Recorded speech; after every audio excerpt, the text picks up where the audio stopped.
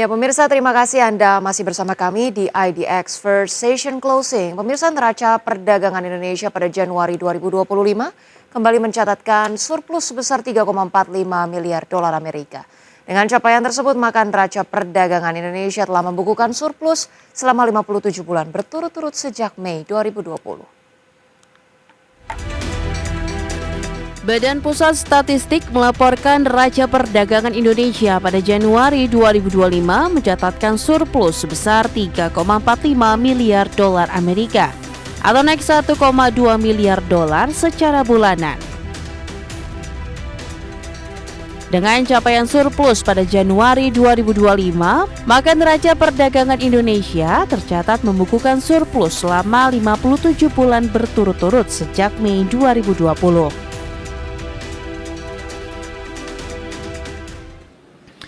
Pada Januari 2025, neraca perdagangan barang mencatat surplus sebesar 3,45 miliar US dollar atau naik sebesar 1,21 miliar US dollar secara bulanan.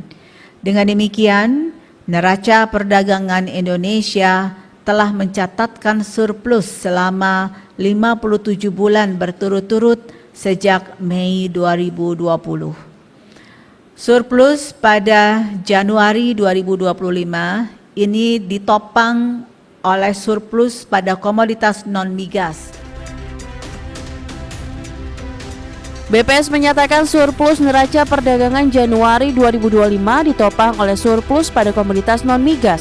Dengan komoditas penyumbang surplus adalah bahan bakar mineral, lemak dan minyak hewan nabati, serta besi dan baja. Adapun nilai ekspor non-migas pada Januari 2025 tercatat sebesar 20,4 miliar dolar Amerika. Di saat yang sama, neraca perdagangan untuk komoditas migas justru mencatatkan defisit sebesar 1,43 miliar dolar dengan komoditas penyumbang defisit yaitu minyak mentah dan hasil minyak. Dari Jakarta, Tim Liputan, IDX Channel. Ya, pemirsa, Badan Pusat Statistik melaporkan neraca perdagangan Indonesia pada Januari 2025 mencatatkan surplus sebesar 3,45 miliar dolar Amerika Serikat atau naik 1,2 miliar dolar secara bulanan. Pemirsa, seiring dengan capaian surplus pada Januari 2025, maka neraca perdagangan Indonesia sudah mencatatkan surplus selama 57 bulan beruntun sejak Mei 2020. Sementara itu terkait berlanjutnya surplus neraca dagang, 3 negara penyumbang surplus neraca perdagangan non-migas terbesar bagi Indonesia yaitu Amerika Serikat dengan surplus sebesar 1,58 miliar dolar Amerika Serikat yang didorong oleh komoditas mesin dan perlengkapan elektrik serta bagiannya, pakaian dan juga aksesoris serta alas kaki. Kemudian India dengan surplus sebesar 0,77 miliar dolar Amerika Serikat didorong oleh komoditas bahan bakar mineral, bahan kimia anorganik serta lemak dan minyak hewan atau nabati. Kemudian pemirsa, Filipina dengan capaian surplus 0,73 miliar dolar Amerika yang dikontribusikan oleh komoditas kendaraan dan bagiannya serta bahan bakar mineral. Di saat yang sama pemirsa, negara-negara yang menyumbang defisit terbesar bagi Indonesia diantaranya adalah China dengan defisit sebesar 1,77 miliar dolar Amerika. Kemudian Australia yang menyumbang defisit sebesar 0,19 miliar dolar Amerika, serta Ekuador dengan defisit sebesar 0,13 miliar dolar Amerika Serikat. Ya, pemirsa, meski secara keseluruhan Indonesia mencatatkan surplus neraca dagang, namun jika dilihat lebih rinci, nilai ekspor Indonesia pada Januari 2025 ternyata mengalami kontraksi. Lantas seberapa dalam kontraksi yang terjadi? Berikut kami hadirkan informasinya. Badan Pusat Statistik mencatat nilai ekspor Indonesia pada Januari 2025 sebesar 21,45 miliar dolar Amerika pada Januari 2025. Angka ini menunjukkan kontraksi 8,56% dari posisi Desember 2024. Meski terkontraksi secara bulanan, jika dibandingkan dengan periode yang sama pada 2024 atau secara tahunan, ekspor tumbuh sebesar 4,68%. Adapun penurunan nilai ekspor secara bulanan pada Januari 2025 didorong nilai ekspor non-migas terutama komoditas bahan bakar mineral, lemak dan minyak hewan nabati, biji logam terak dan abu. Pada Januari 2025, nilai ekspor mencapai 21,45 miliar US dollar atau turun 8,56% dibandingkan Desember 2024 atau secara mantuman. Nilai ekspor migas tercatat senilai 1,06 miliar US dollar atau turun 31,35%. Lebih rinci, berdasarkan data BPS, nilai ekspor migas Indonesia pada Januari 2025 tercatat sebesar 1,06 miliar dolar Amerika atau terjadi kontraksi 31,35% secara bulanan dan kontraksi 24,38% secara tahunan. Sedangkan untuk non-migas, nilai ekspor tercatat sebesar 20,4 miliar dolar atau mengalami penurunan 6,96% dari bulan sebelumnya, namun tetap tumbuh 24,38% dari periode yang sama di tahun sebelumnya. Tim Liputan, IDX Channel.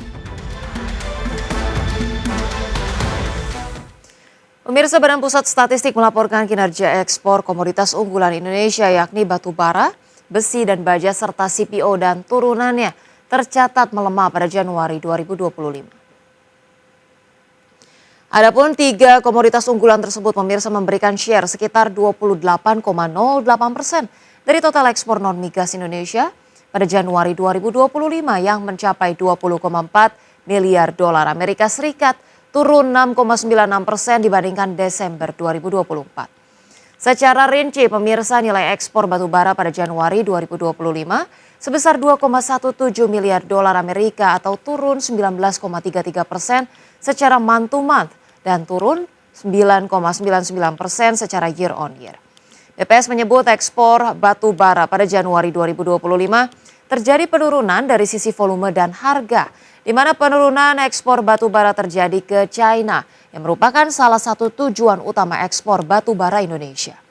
Selanjutnya nilai ekspor besi dan baja mencapai 2,12 miliar dolar Amerika atau turun 10,41% secara bulanan dan turun 7,63% secara tahunan. Kemudian pemirsa, nilai ekspor CPO dan turunannya mencapai 1,44 miliar dolar Amerika, turun 24,1% secara bulanan dan 16,68% secara tahunan.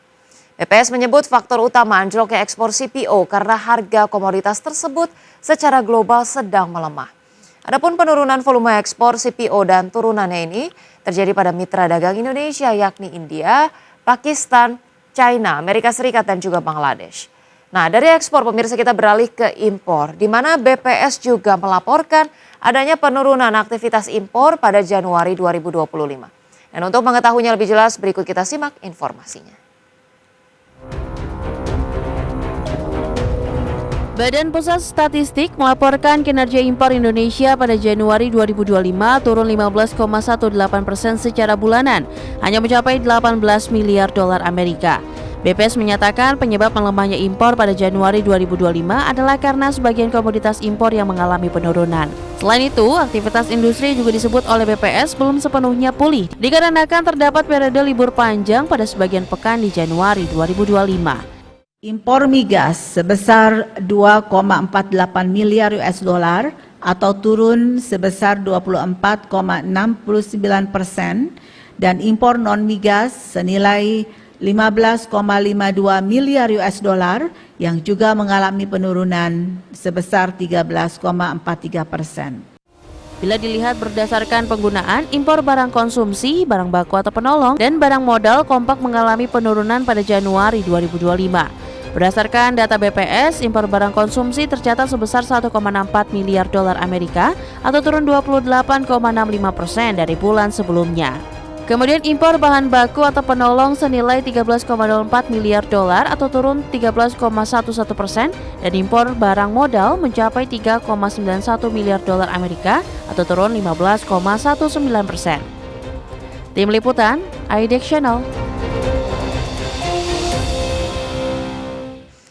Ya, pemirsa, BPS menyatakan pelemahan impor pada Januari karena turunnya sebagian komoditas impor. Selain itu, BPS juga menyebutkan aktivitas industri belum 100% pulih karena terdapat periode libur pada sebagian pekan di Januari 2025.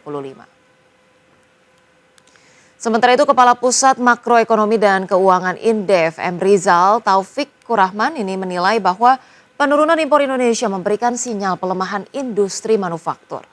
Ia menegaskan sektor manufaktur di dalam negeri ini belum sepenuhnya pulih. Hal ini terlihat dari penurunan nilai impor barang konsumsi dan impor bahan-bahan baku atau penolong pada Januari lalu. Tak hanya impor, pemirsa, ia juga menyinggung ekspor Indonesia yang juga mengalami penyusutan. Ia mengatakan faktor eksternal seperti ketegangan geopolitik dan kebijakan moneter ketat di negara maju berkontribusi terhadap tekanan ekonomi. Meski demikian, tantangan internal seperti rendahnya nilai tambah ekspor dan kurangnya diversifikasi produk dianggap turut memperparah situasi.